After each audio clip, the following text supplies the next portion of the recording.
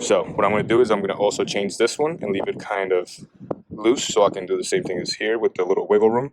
What I did was take off the air intake. Had two screws, one here. It comes all off. It's pretty easy. You unscrew it right here, and then you see your motor mount right here. So let's get that. All right, so one screw, two screw, three screws, and then four.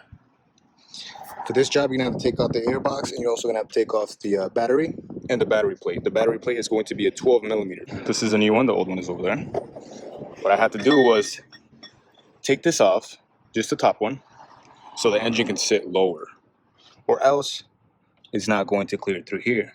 This big sticking out screw right here is going to it's not going to let you take it out. Your old mount is going to come out looking like this. This is a new one because I put it on the base plate, but it's going to come out looking like this.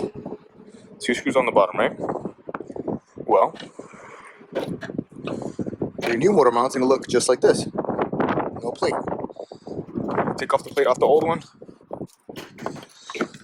Put your plate on your new one. Now this is very difficult to take off. What I have to do is I have to use a torch. 1/2-inch drive. I use a 14 millimeter for both of these to get off. And I have to heat them up a lot and then take them off. And you have to kind of like put it somewhere so it stays still and it doesn't hurt you when you're trying to untighten it with all your force. So let's put that back in.